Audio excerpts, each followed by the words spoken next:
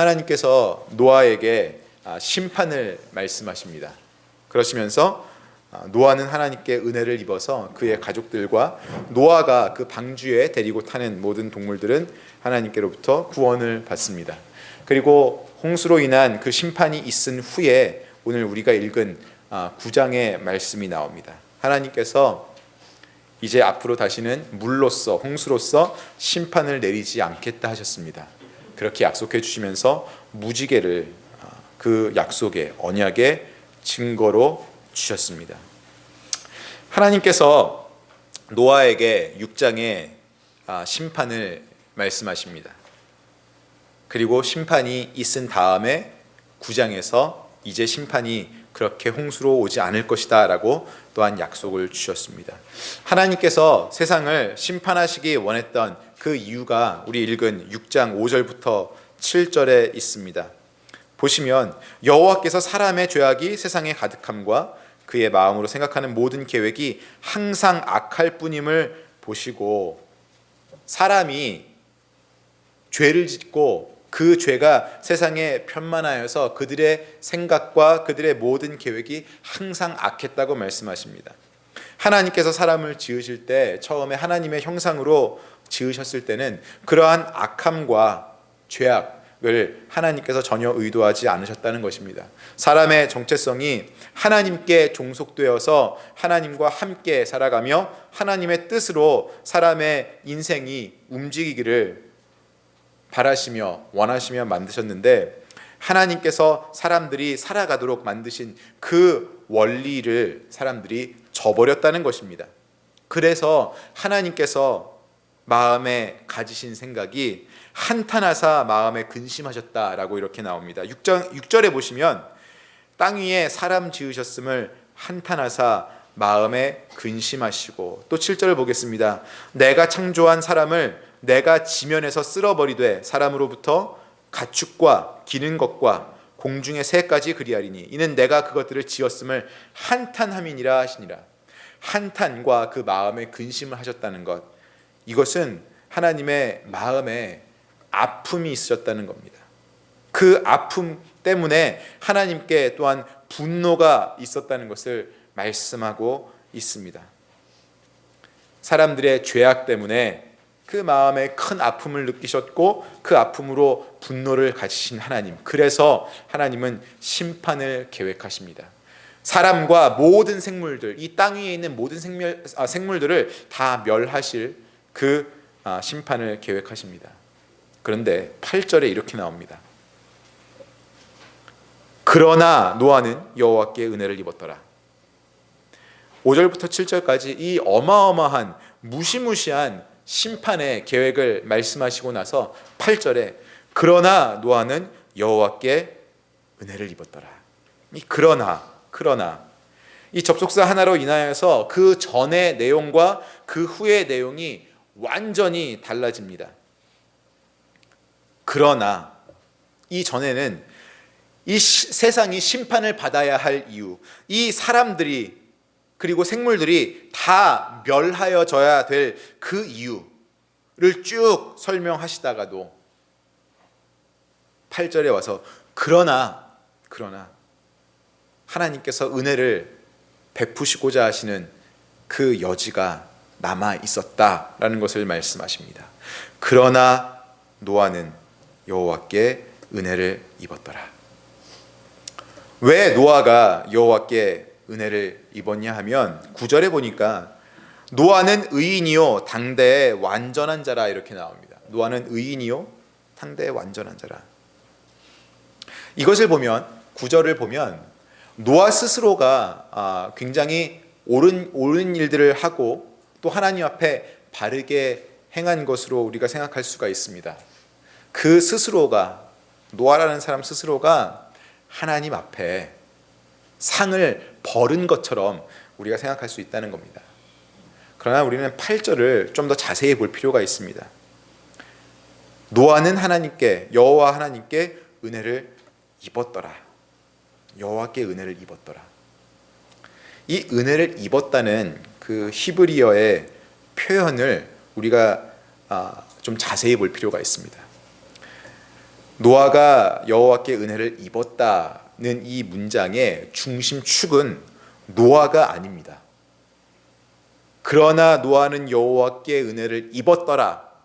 이 입었더라라는 표현은요, 노아가 굉장히 피동적인 그러한 이득을 얻었음을 이야기하는 겁니다. 하나님께서 그에게 은혜를 입혀주신 것입니다. 노아가 상을, 즉 은혜를 벌만한 그러한 스스로의 행동을 한 것이 아니고 행위를 한 것이 아니고 하나님께서 노아에게 주권적으로 은혜를 입혀주신 겁니다. 노아의 편에서는 은혜를 그저 받은 것입니다. 하나님께서 노아를 바라보시면서 그 안에 은혜를 주셨고 하나님의 은혜가 노아에게서 발견된 것입니다. 그래서 이 8절에 그러나 노아는 여호와께 은혜를 입었더라의 중심축은 노아가 아니고 하나님의 은혜가 중심축입니다. 그러므로 8절을 우리가 읽을 때 우리의 강세는, 액센트는 그러나 노아 이것이 아니고요. 그러나 여호와께 은혜를 입었더라. 이렇게 강세가 가는 것입니다. 그러나 노아가 아니고 그러나 하나님의 은혜.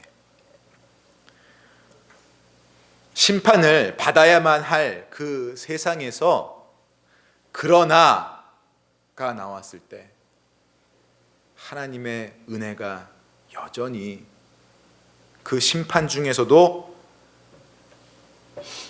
존재할 수 있는 그 여지를 만들어 주시고 말씀하여 주십니다. 심판받고 다 멸해져야 되는 세상, 거기서 하나님이 그러나 나의 은혜라고 말씀하신 것은 지난주에도 잠깐 말씀드렸지만 우리 죄가 심각하지 않아서 우리가 용서받을 정도는 되어서 그 은혜를 주시는 것이 아닙니다. 우리 죄가 우리가 아는 지존파나 지금 전 세계에서 일어나고 있는 그 참혹한 테러리스트들처럼 심각한 죄가 아니라서 우리가 용서받을 만해서 그러나 심판 중에도 내가 너희에게 은혜를 베풀겠다 이렇게 말씀하시는 게 아닙니다. 우리의 죄가 그렇게 가볍지 않다는 것입니다. 그러나 이것은 하나님께서 일하시는 원리입니다. 이 세상은 하나님 앞에 늘 악하고 하나님 원하시는 대로, 하나님 만드신 대로 행하지 못하여서 바른 것을 생각할 수 없고 바른 것을 계획할 수 없는 정도가 되었습니다. 그래서 하나님 앞에 늘 벌받아야 하고 심판을 받아야 할 그런 상황뿐인데 하나님 일하실 때는 그러나 내가 그 심판받아야 할 사람들에게 은혜를 베풀겠다, 은혜를 입히겠다라고 말씀해 주시는 겁니다.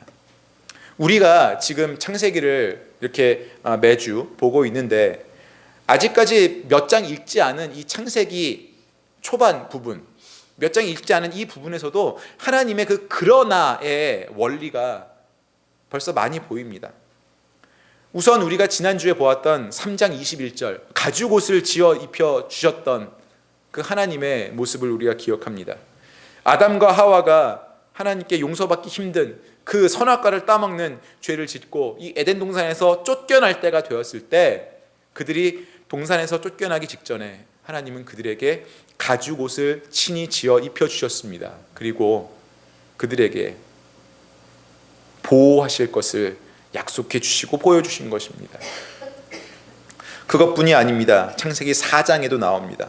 가인이 자기 동생 아벨을 죽이고 나서 하나님께서 가인에게 그 죄에 대해서 이야기하시면서 앞으로 그의 삶에 그 죄값을 물으실 것을 이야기하실 때 가인이 하나님께 이렇게 울면서 이야기합니다. 4장 14절에 주께서 오늘 이 지면에서 나를 쫓아내시온즉 내가 주의 낯을 뵙지 못하리니 내가 땅에서 피하며 유리하는 자가 될지라. 무릇 나를 만나는 자마다 나를 죽이겠나이다 하고 가인이 말합니다. 하나님, 내가 하나님께 벌을 받았으므로 사람들이, 날 만나는 사람들만 날 죽이려고 할 것입니다. 그랬더니 하나님께서 15절에 이렇게 말씀하십니다. 4장 15절입니다. 여호와께서 그에게 이르시되 그렇지 아니하다. 가인을 죽이는 자는 벌을 7배나 받으리라 하시고 가인에게 표를 주사 그를 만나는 모든 사람에게서 죽임을 면하게 하시니라. 동생 아벨을 죽인 것 때문에 가인에게 하나님께서 앞으로의 그의 삶에 당할 모든 괴로움에 대해서, 심판에 대해서 말씀하였습니다. 그러나 그러한 중에도 그의 목숨은 보존될 수 있는 그 은혜를 또 주신 겁니다. 그러나를 이 4장에서도 가인에게 말씀해 주셨습니다. 오늘 우리가 읽은 창세기 6장 심판을 경고하시면서도 노아만큼은 살려주신 이것 역시 여기에도 그러나가 나와 있습니다. 그러나의 원리가 나와 있는 것입니다. 이것들보다 정말 중요한 그러나의 원리가 또 두 가지 있습니다. 우리가 지금 읽은 곳까지요. 창세기 3장 15절입니다. 창세기 3장 15절. 우리 함께 찾아서 한번 읽어볼까요? 창세기 3장 15절입니다.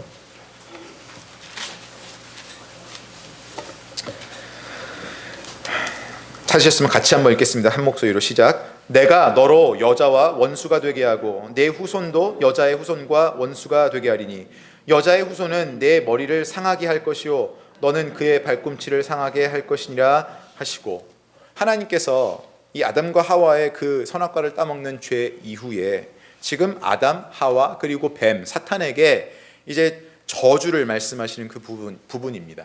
여기서 15절에서 말씀하신 게 여자의 후손, 그러니까 사람들을 말하는 거죠. 사람들은 뱀의 머리를 상하게 할 것이고 뱀은 여자의 후손, 사람들의 발꿈치를 상하게 할 것이다. 이것은 무엇이냐 하면 하나님께서 사람들에게도 뱀에게도 저주를 말씀하시지만 결국엔 사탄 위의 승리를 사람이 가져갈 것이다라는 것을 말씀하시는 겁니다. 머리를 상하게 하는 것과 발꿈치가 상하는 것, 이것은 분명히 차이가 있습니다. 머리를 상하는 것은 그 생명이 죽을 것을 이야기하시는 겁니다. 발꿈치를 상하게 하는 것, 이 발꿈치라는 것은요, 해는 입지만 그 생명에는 지장이 없을 것을 이야기하시는 겁니다. 괴로움 가운데 살 것이지만, 이 죄의 결과로 인하여서 괴로움이 있을 것이지만, 서로 원수가 되는 괴로움이 있을 것이지만 완전한 패배는 아닐 것이다. 승리는 여자의 후손들, 사람들에게 있을 것이다. 너희의 후손들 가운데, 사람들의 인생들 가운데 이 죄의 결과로 괴로움을 겪을 것이나, 그러나 그것이 완전한 패배가 너에게 아닐 것이다를 3장 15절에서 말씀해 주시는 겁니다. 또 오늘 우리가 읽은 9장 11절에도 그러한 그러나의 원리가 나와 있습니다. 9장 11절 보시면요, 내가 너희와 언약을 세우리니, 홍수에 의한 심판 다음에 하신 말씀입니다. 내가 너희와 언약을 세우리니 다시는 모든 생물을 홍수로 멸하지 아니할 것이라. 땅을 멸할 홍수가 다시 있지 아니하리라. 이것은 심판이 끝난 다음에, 심판 중에 하신 말씀은 아닙니다. 심판이 끝난 직후에 하신 말씀입니다. 너희가 완전치 못하여도 그러나 내가 다시는 이 홍수, 이 물을 가지고 너희들을 이렇게 심판하지 않겠다라고 약속해 주시는 겁니다. 우리가 지금 본 이러한 것들이 이 창세기 초반부에 몇 장 되지도 않는 이 부분에서만 이렇게 많이 보이는 부분들이 하나님께서 그러나의 원리로 우리를 위해 일해 주시는 것입니다. 그렇다면 여러분, 우리가 지금 사는 세상을 한번 좀 바라보고 싶습니다. 하나님 물로써 심판하지 아니하시겠다고 그러나의 원리로 우리에게 은혜를 주셨습니다. 근데 가끔은 우리가 세상을 바라보면서 드는 생각이 이겁니다. 심판 좀 해주셨으면, 그런 생각이 듭니다. 우리가 미디어를 통하여서 신문이나 여러 가지 뉴스를 통하여서 보는 모든 소식들이 너무나 어둡고 우리의 마음을 무겁게 하는 그런 소식들이 많이 있죠. 정말 우리가 보면서 나쁜 사람들, 아주 못된 사람들, 하나님 저 사람들 심판 좀 해주셨으면, 우리 그렇게 생각할 때가 있습니다. 최근에 들은 그 뉴스 중에 이런 게 있었습니다. 한국에서 일어난 일인데요. 탈영병이 생겼다 하여서 부대에서 그 도시 전체를 아주 샅샅이 오랜 시간 동안, 일주일이 넘는 시간 동안 수색을 하는 일이 있었습니다. 무기를 갖고 탈영을 했다는 겁니다, 군인이. 그런데 일주일이 넘어서 이 탈영한 줄 알았던 군인은 물에서 익사한 변사체로 발견이 되었습니다. 나중에 알아보니까 이 군인은 무기를 가지고 탈영한 것이 아니었습니다. 실족해서, 자신이 경계 근무를 서던 방파제에서 실족해서 물에 빠져 익사한 것입니다. 그런데 왜 이 부대 전체가 탈영이라고 하여서 그 오랜 시간을 이렇게 이 사람 찾느라고 고생을 했느냐 알아보니까, 그 죽은 탈영병으로 오해를 받은 그 병사와 함께 한 조가 되어서 한 선임병이 같이 경계 근무를 섰어야 하는데, 이 선임병이 차에 가서 잠을 잤다는 겁니다. 그리고 자기보다 계급이 낮은 이 사람에게 혼자 경계 근무를 서게 했습니다. 근데 이곳이 방파제였답니다. 거기는 캄캄한 밤이 되면 아무것도 보이지 않고 굉장히 위험하여서 그 전에도 실족해서 물에 빠지는 사고가 몇 번 일어났다고 합니다. 사망사고는 아니었지만 그만큼 위험한 곳이었다는 것이죠. 그런데 이 선임병이 차에서 잠을 자고 있었기 때문에 이 후임병이 실족해서 물에 빠졌을 때 아무도 몰랐던 겁니다. 그런데 이 선임병이 나중에 자기가 경계 근무를 서지 않고 잠을 잤다는 게 밝혀지고 자기가 처벌받을 게 두려워서 거짓말을 했다는 겁니다. 그래서 총을 들고 화장실 갔다 온다고 그랬는데 그 다음에 없어졌다, 이렇게 이야기를 해버렸습니다. 그렇게 이야기만 하지 않았다면, 조금 더 그 물 속에서 일찍 수색 작업을 벌였다면 그 오랜 시간 동안 그 에너지를 쓰지 않아도 됐었을 텐데, 참 못된 사람 아닙니까? 사람이 죽은 일인데, 죽지 않았다고 할지라도 대한민국에서 탈영병이라는 그 굴레를 뒤집어 쓰는 것이 그 사람 자신이나 그 가족들이 어떠한 불명인 줄 다 아는데, 이러한 소식을 들으면 저런 마음을 가진 사람들은 좀 심판을 받아야 하는 게 아닌가라는 생각도 듭니다. 요즘 중동 지방에서 일어나는 그 정말 참혹한 방법으로 사람을 죽이는 그런 테러범들을 우리가 볼 때에도, 뉴스에서 볼 때에도, 접할 때에도 그런 생각이 들지요. 근데 여러분, 또 반대의 소식들도 우리들은 듣습니다. 마음이 따뜻해지고 훈훈해지는 그런 소식도 사실 없는 것은 아닙니다. 어떠한 거냐 하면, 예를 들면 좀 전에 말씀드렸던 그 탈영병으로 오해를 받았던 죽은 병사, 그의 아버지가 그 부대에서 일주일 동안 함께 생활을 하면서 이 아들이 돌아오기를 기다렸다고 합니다. 정말 탈영을 했다면 이 아들이 돌아올 것이다라고 믿고, 근데 거기서 이 사건의 전모를 알게 된 겁니다. 자기 아들은 실족해서 죽었고 그것이 이 선임병의 거짓말로 말미암아서 처음부터 시작된 것이라는 거예요. 조작된 것이라는 거예요. 근데 이 아버지가 매체에 이렇게 인터뷰를 합니다. 나는 그 선임병 용서하겠다, 용서할 수 있다, 그렇게 이야기했습니다.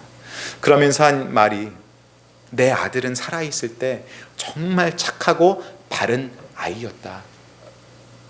그런 아이였기 때문에 지금도 그 아이는 이 선임병을 용서하고 있을 것이다. 그러므로 나도 이 선임병 용서하겠다, 그렇게 이야기했습니다. 같은 한 가지의 사건인데 정말 우리의 마음이 냉탕과 온탕을 왔다 갔다 할 만큼 아주 상반되는 그런 두 사람의 모습을 우리가 볼 수 있습니다. 이러한 지금 우리의 세상, 그리고 홍수로 심판을 받았던 노아의 세상을 한번 비교해 보시죠. 어떻습니까? 지금 세상과 노아의 세상, 제가 보기엔 비슷합니다. 같습니다. 어떤 면에서 그러냐 하면요, 선과 악이 공존하고 있기 때문에 그렇습니다.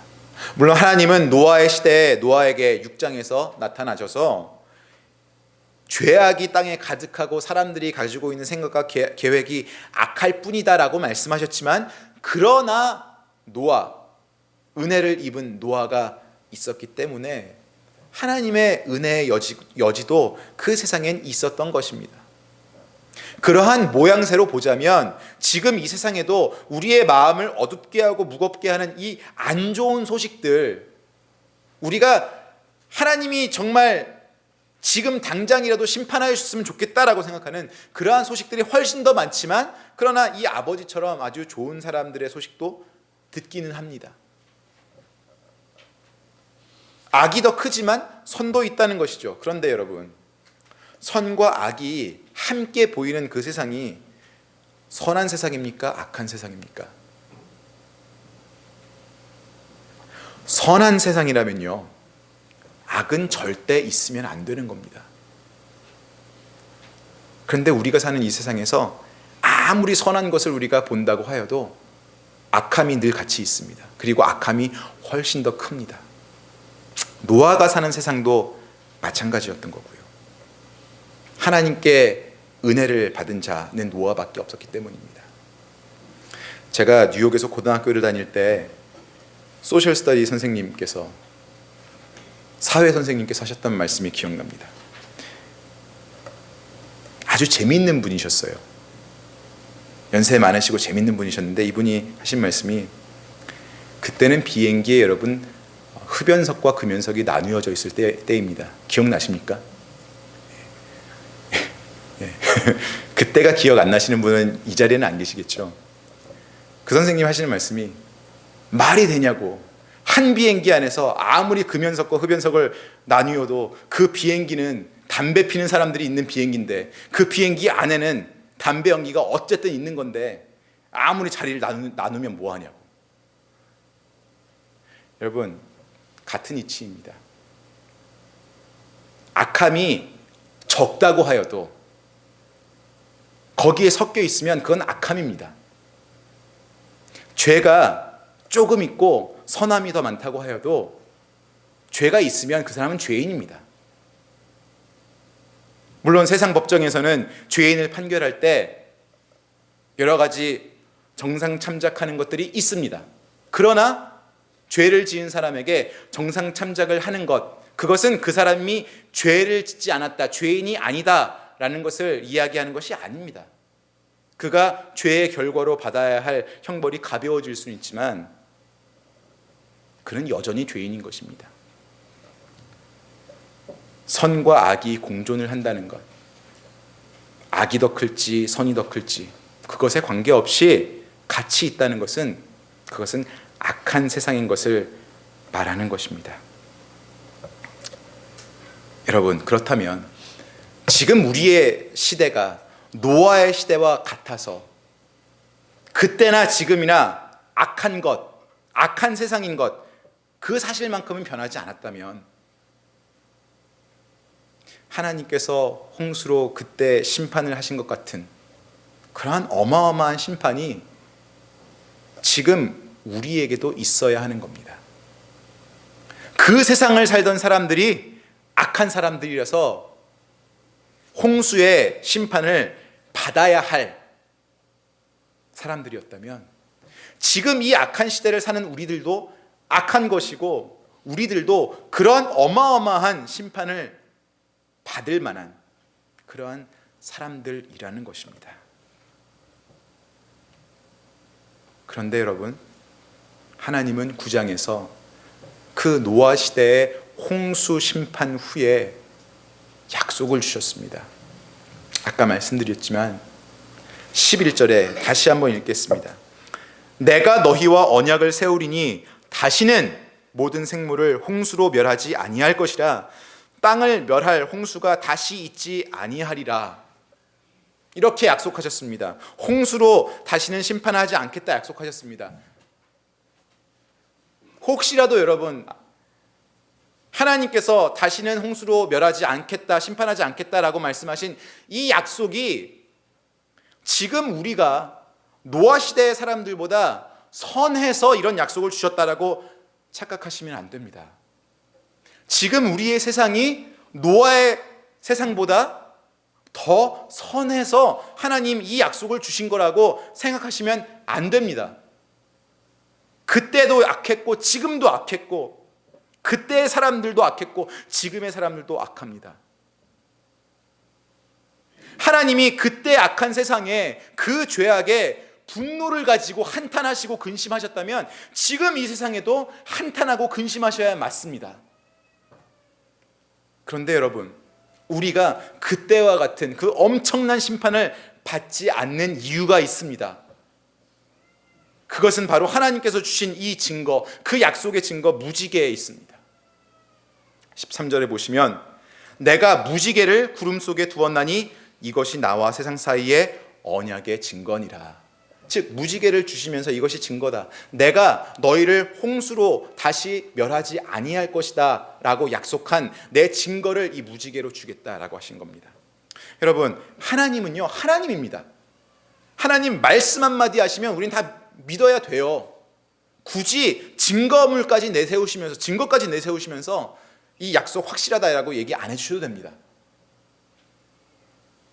그런데 하나님께서 증거를 무지개로 보여주셨다는 것은 그만큼 그 언약에 대해서 하나님께서 적극적인 모습을 보이시는 겁니다. 내가 반드시 이 약속 지킨다는 것. 그리고 하나님 무지개 주셨습니다. 이 무지개 원어로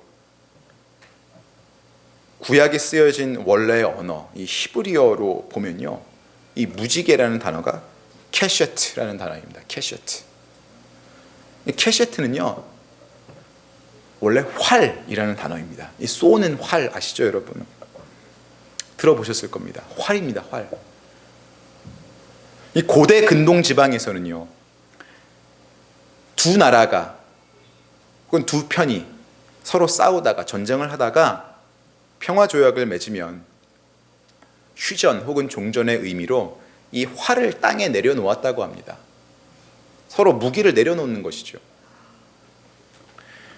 고대 신화의 미술품들 이런 것들을 보면 신적인 존재들이 활을 들고 싸우는 그런 용사의 모습으로 많이 그려졌다고 합니다. 활은 전쟁에서 쓰는 무기였습니다. 그러한 활, 그 무지개를 하나님께서 하나님 당신과 인간 사이에 걸어 놓으셨습니다. 다시는 내가 너희들을 홍수로 심판하지 않겠다, 멸하지 않겠다. 정말 그러면 우리들 괜찮은 사람들 아닙니까? 노아 때보다 우리가 죄가 덜하고 악함이 덜해서? 절대로 아닙니다. 우리의 악함도 그때의 악함과 똑같습니다. 하나님의 분노, 진노 우리에게 똑같이 와야 합니다. 그런데 그 진노가 우리에게 직접 홍수의 심판처럼 온 것이 아니고 그 하나님의 진노가 다른 곳에 쏟아졌다는 겁니다.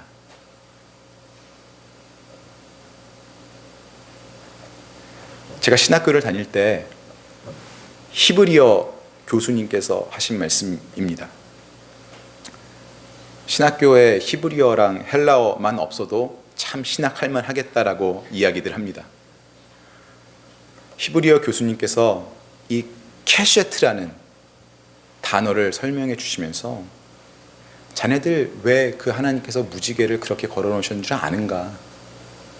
이 활이라는 의미의, 보라는 원래 의미의 무지개가 방향이 왜 그렇게 되어 있는 줄 아는가? 여러분 아마 이 말씀 들어보셨을 겁니다. 활은 그 둥글게 휘어진 방향, 그 휘어진 부분이 향하는 방향, 거기가 공격을 받는 대상 아닙니까? 내 화살이 그쪽으로 향하고 그 화살이 그리로 날아가서 그를 맞추는 것 아닙니까? 그리고 그를 죽이는 겁니다. 그게 전쟁에서 쓰이는 무기, 활의 쓰임의 용도입니다. 무지개, 이 활의 모양을 하고 있습니다. 노아의 시대에 그 죄 많던 사람들에게 심판을 내리시는 하나님은 그 무기, 활의 방향을 땅으로 향하게 하셨어야 합니다. 그런데 그 노아 시대 이후에, 그 홍수의 심판 이후에 하나님께서는 그 활을 걸어 놓으시면서, 하나님과 인간들 사이에 그 활을 걸어 놓으시면서 그 방향을 하나님 당신께로 향하게 하신 겁니다. 그러면서 말씀하시기를, 내가 이제 너희들을 이런 커다란 홍수로 심판하지 않겠다. 너희들의 악함, 너희들의 죄악, 그것에 대한 나의 분노를 너희들에게 쏟지 않고 이제 나에게, 나 자신에게 쏟겠다라고 하여서 그 활, 그 무지개의 방향을 하나님 당신께로 향하게 하셨다는 것. 그것이 저의 히브리어 교수님의 설명이셨습니다. 하나님 당신, 하나님 자신이신 예수님, 그분이 하나님의 진노를 그대로 받으셨던 겁니다. 노아 때와 똑같이 악한 우리들이 그 심판에, 어마어마한 심판에 화살을 맞는 것 대신에 하나님 스스로이신 예수님께서 그 화살을, 그 분노의 화살을 대신 맞으셨다는 겁니다. 그래서 여러분, 하나님께서 지금 우리가 사는 이 세상이, 그리고 우리가 노아의 세상과 노아의 세상에 살았던 사람들과 똑같은 죄인들이고 똑같은 악함이지만, 우리가 예수님을 믿었을 때 그 분노가 나에게 오지 않고 예수님께 갔음을 믿었을 때 하나님과 나 사이에 존재하는 그 무지개 증거를, 무지개 언약을 우리가 실제적으로 누릴 수 있다는 겁니다. 여러분 자신이 하나님과 1대1로 서 있다고 한번 생각해 보십시오. 하나님과 나만.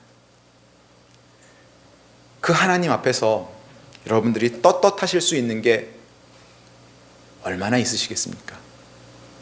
물론 하나님 앞에 내세우고 싶은 만한 것들도 있으실 겁니다. 하나님, 나 이거 잘했죠. 이것은 하나님 칭찬해 주세요 라고 하실 만한 것들도 있을 겁니다.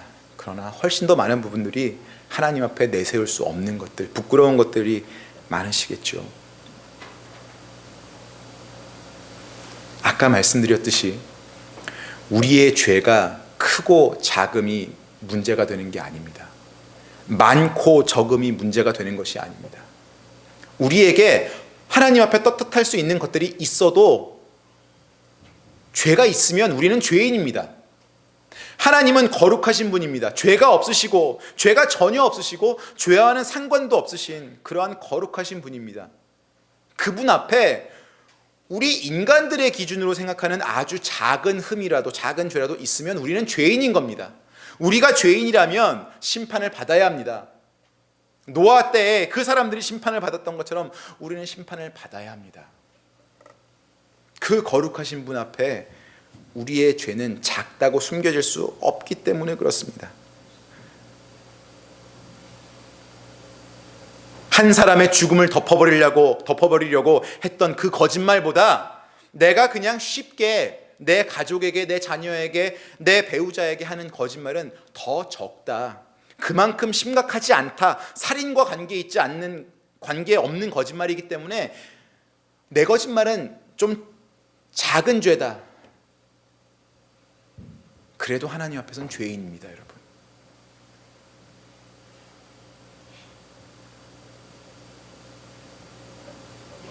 아시겠습니까? 하나님과 내가 1대1로 탁 서 있으면 작은 것이라도 내가 죄인임을 깨달을 수 있습니다. 왜? 1대1 거룩하신 하나님 앞에 나 혼자 서 있기 때문에. 그래서 여러분, 제가 늘 드리는 말씀이, 우리는 하나님과 나만 1대1로 앉아서 묵상할 수 있는, 기도할 수 있는 시간을 가져야 합니다. 여러분, 바빠서 그냥 막 일하다가 하나님을 잠깐 생각하는 것만으로 나 기도했다라고 하는 것은 착각입니다. 여러분, 세상에도 발 담그고 하나님도 내가 대면하고, 여러분, 그런 중에는요, 내 죄가 작다, 내 죄가 적다, 이렇게 생각이 되는 겁니다. 왜? 세상에도 내 발을 들여놨기 때문에 세상에서 보이는 모든 사람들, 모든 뉴스의 소식들과 비교해보면 내 죄는 적게 보일 수밖에 없습니다. 여러분, 그렇게 되면요, 하나님 앞에서 내 죄는 별것 아닌 게 됩니다. 노아 시대에 심판을 받았던 사람들만큼, 그들만큼의 죄가 아니고 나는 정말 넘어갈 수 있을 만한 죄다, 용서받을 수 있을 만한 죄다라고 착각을 하게 되는 겁니다. 그래서 우리가 세상에서 떨어져서 세상과 완전히 등을 돌리고 하나님과 나만 1대1로 앉아있는 그 시간이 분명히 필요한 겁니다. 그래야만 내 앞에 세상이 없고 세상에 다른 사람들이 없고 다른 사람들의 죄가 보이지 않아야, 하나님만 보여야 내가 그 하나님 앞에 얼마나 큰 죄인지를 알 수가 있는 겁니다. 전 이번 주에 한 성도님을 만났습니다. 아주 기본적인, 신앙인들에게는 아주 기본적인 구원의 확신에 대한 질문을 했었습니다. 천국에 가실 확신이 있으십니까? 네. 어떻게 그러시죠? 예수님을 믿기 때문에 그렇습니다. 예수님께서 성도님을 위해 무엇을 하셨습니까? 무엇을 믿으시는 겁니까? 한참 대답 못하고 울먹거리시더라고요. 여러분, 교회 좀 다녔다는 사람들한테는 아주 상식과도 같은 질문입니다. 금방 대답할 수 있는 겁니다. 그렇죠? 예수님께서 나의 죄값을 대신 치러주셔서, 내가 죽어야 할 자리에서 예수님께서 대신 죽어주셔서, 내가 죄인인데도 불구하고 예수님께서 대신 죄인 되어주셔서 나 때문에 죽으시고 사랑해 주셔서 내가 그것을 믿음으로 난 천국에 갈 수 있습니다. 우리 그거 상식같이 얘기합니다. 교회 오래 다녀서 아주 쉽게 이야기합니다. 제가 이야기한, 대화했던 성도님도 쉽게 이야기할 수 있을 만큼 교회 오래 다니신 분입니다. 그런데 울먹거리시더라고요. 여러분, 믿음이, 하나님의 은혜가 혹시 우리에게 그렇게 상식이 되어 있는 거 아닙니까? 저에게도요, 그 대답 상식처럼 쉽게 대답하는데 제 마음을 울리지 못해요. 많은 때에. 예수님께서 내 죄를 대신 짊어지고 돌아가셨다는 게 저에게 눈물을 흘리게 할 만큼 감동을 줄 때가 언제였는가 생각해보면 굉장히 옛날 같습니다. 하나님께서 그 화를 나에게 향하게 하신 것이 아니고 하나님 자신에게 그 화의 방향을 맞춰 놓으셨다는 것, 그게 우리의 마음에 더 이상 감동이 되지 않고 감격이 되지 않고 우리 그냥 그걸 상식으로 알고 있는 겁니다. 여러분,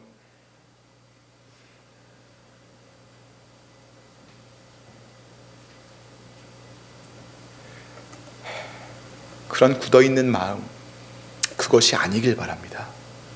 저에게도 여러분에게도 그것이 아니길 바랍니다. 우리 하나님의 은혜는, 우리 하나님의 사랑은 우리 마음을 건드리고 눈물 흘리게 할 만한 그런 감격적인 것이기 때문입니다. 하나님 앞에 서서 떳떳하지 못할 그 이유들밖에 없음에도 불구하고 내가 너 사랑한다, 내가 그래도 너 사랑한다, 너 나의 아들이야,